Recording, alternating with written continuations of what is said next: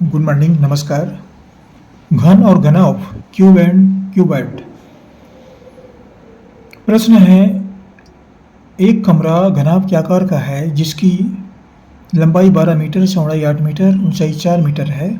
यदि पुताई करने की दर 7 रुपये प्रति वर्ग मीटर है तो कमरे की चारों दीवारों और छत की पुताई करवाने में कितने रुपये खर्च आएंगे। ये घनाभ से संबंधित प्रश्न है। अध्याय है घन और घनाभ। ये मैंने कक्षा 9वीं के विद्यार्थियों के लिए बताने जा रहा हूँ। कक्षा 9वीं में अभी वर्तमान में घन और घनाभ से संबंधित गणित के अंतर्गत पढ़ाए जाते हैं, बताए जाते हैं, और ये वीडियो जो है कक्षा 9वीं के विद्यार्थियों के लिए है। इस तरह के प्रश्न जो कक्षा 8वीं में भी रहते हैं, भाई बता रहा हूँ मैं, 8वीं में पढ़ते हैं। ये रहता है, आप पढ़ चुके हैं, लेकिन फिर भी 9वीं में है। क्या प्रश्न है, देखिए। ये कमरा घनाभ के आकार का है, तो इस प्रश्न को हम नीचे ले आते हैं। क्या क्या हमें दिया गया है।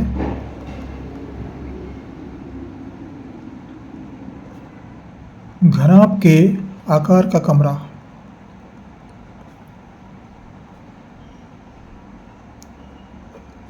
इसकी लंबाई दी हुई है 12 मीटर। लंबाई बराबर 12 मीटर, इसको एल से व्यक्त करते हैं 12 मीटर। चौड़ाई 8 मीटर, इसको बी से व्यक्त करते हैं,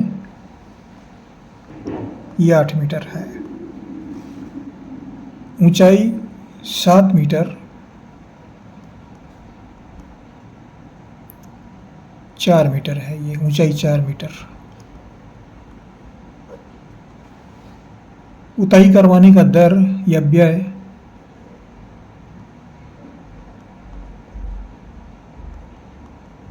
ये दर कितना दिया है, 7 रुपया प्रति वर्ग मीटर। इतनी बातें हमको दी गई है। हमें क्या निकालना है, पुताई का खर्च।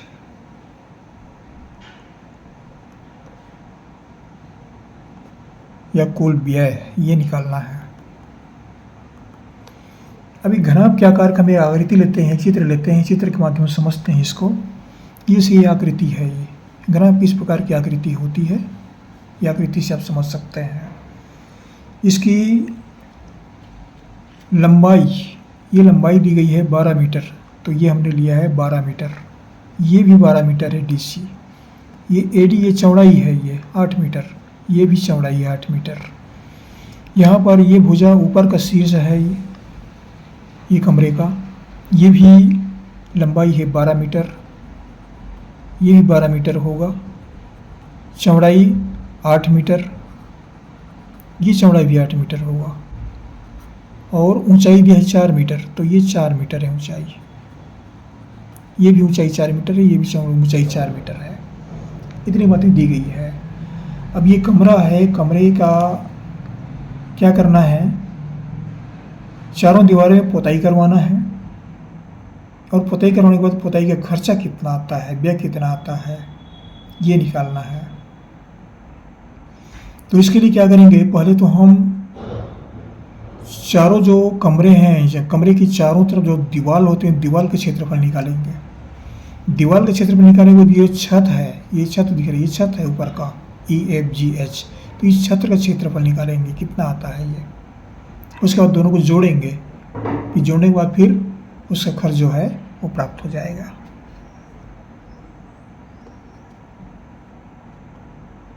अब यहाँ पर हम जो बातें दी गई हम लिख लिए। अब कमरे के चारों ओर का क्षेत्रफल, कमरे के चारों दीवार का क्षेत्रफल, ये निकालना है। तो दीवार का क्षेत्रफल निकालने के लिए क्या करेंगे, आधार का परिमाप, आधार का परिमाप गुणित ऊंचाई। अब ये परिमाप क्या है, ये समझते हैं। परिमाप क्या है, परिमाप माने आधार के चारों भुजा का योग। परिमाप का अर्थ होता है सभी भुजाओं का योग। त्रिभुज का परिमाप तीनों भुजाओं का योग, चतुर्भुज का परिमाप चारों भुजाओं का योग। तो इसमें आधार क्या है? ये आधार है ए बी सी डी। इसमें 4 भुजा है, चारों भुजा को जोड़ देते हैं तो ये परिमाप निकाल आता है। ये भी 8 हुआ, ये दोनों चौड़ाई 8 हुआ, ये लंबाई 12 हुआ। ये आधार का परिमाप मैंने चारों को जोड़ देते हैं तो ये आधार का परिमाप निकल आएगा। 12 12 24, 24 और 8 32, 32 और 8 40। कितना आया? 40। ये परिमाप निकल गया।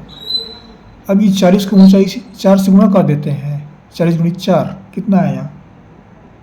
160 वर्ग मीटर निकल आया। तो यहाँ पर सूत्र का प्रयोग किया गया है। ये सूत्र है, सूत्र के माध्यम से निकाल रहे हैं हम, इसको सामान्य तौर पर बताए हैं। तो आधार का परिमाप माने चारों भुजा का योग, और इसको सूत्र के माध्यम से लेते हैं तो 2 गुणित L इंटू L प्लस बी, L प्लस बी इंटू H। L प्लस बी मतलब 2 गुणित लंबाई धन चौड़ाई, 2 गुणित लंबाई धन चौड़ाई। इस तरह से लिखेंगे गुणित ऊंचाई। इसका मतलब ये है 2 गुणित लंबाई धन चौड़ाई गुणित ऊंचाई। 2 गुणित लंबाई धन चौड़ाई, इसमें आधार का परिमाप दोनों चारों भुजा और चारा भुजा की लंबाई को निकल आएगा। तो बराबर 2 गुणित L कितना है? लंबाई 12 और B कितना है? चौड़ाई 8 गुणित H कितना है? 4। ये सब मान रख दिए। बराबर 2 गुणित 12 में 8 जोड़ते हैं 20 गुणित H कितना है यहाँ पर? H 4 है। हाँ 4 ठीक है। 2 गुणित 20 गुणित 4, 20 दूनी 40 गुणित 4, 40 गुणित 4 कितना करेंगे? ये 4 शून्य 4 चौक 16 बराबर 160 वर्ग मीटर। 1 वर्ग मीटर। अच्छा यहाँ पर एक और बच गया, छत। छत आयताकार है। छत का क्षेत्रफल, छत का क्षेत्रफल कितना होगा? लंबाई गुणित चौड़ाई। लंबाई कितना है? 12, चौड़ाई कितना है? 8, 12 अट्ठे 96 वर्ग मीटर। ये 96 वर्ग मीटर छत का क्षेत्रफल निकला। अब हमारे पास कुल क्षेत्रफल कितना हुआ? दीवार धन छत का क्षेत्रफल, दोनों क्षेत्रफल निकाल लेते हैं। तो इसका क्योंकि इसे पूरा में पुताई करवाना पड़ेगा, छत का भी पुताई करवाएंगे और दीवार की पुताई करवाएंगे, इसे दोनों को जोड़ रहे हैं। तो 160 और 96, 160 धन 96 बराबर कितना हुआ? 6 का 6 और 9 6 15 का 5, हासिल आया 1 और 1 2, 256 वर्ग मीटर। ये कुल क्षेत्रफल में पुताई करवाना पड़ेगा 256 वर्ग मीटर में। अब कह रहे हैं 1 वर्ग मीटर का खर्चा, पुताई खर्चा। जब 1 वर्ग मीटर क्षेत्र का पुताई खर्चा, पुताई खर्च जो है बराबर 7 रुपया है। 1 वर्ग मीटर का पुताई खर्चा 7 रुपया है। तो 256 वर्ग मीटर पुताई करवाएंगे तो कितना रुपया खर्चा आएगा? 256 वर्ग मीटर के लिए 256 को 7 से गुणा कर देते हैं। 256 गुणित 7 बराबर 7 6 का 42 का 2, हासिल आया 4, 7 5 35 और 4 39 का 9, हासिल आया 3, 7 दूनी 14 और 3 14 17, 1792 रुपया। ये क्या है? कुल पुताई खर्च है। कुल पुताई खर्च बराबर कितना मिला? 1792 रुपया। इस प्रश्न का उत्तर है ये। आशा करता हूँ ये गणित आपको आसानी से समझ में आएगा। ये कक्षा 9वीं के विद्यार्थियों के लिए था। आपको हमारी शुभकामनाएं, पढ़ते रहिए। अगली वीडियो में फिर मुलाकात होगी। हमारा चैनल सब्सक्राइब करना ना भूलें, सब्सक्राइब अवश्य कर दीजिएगा। ये कार्य जरूर किया करें। अगली वीडियो में फिर मुलाकात होगी, फिर पढ़ेंगे, आपको एक नए गणित लेकर के आएंगे। थैंक यू, पढ़ते रहिए।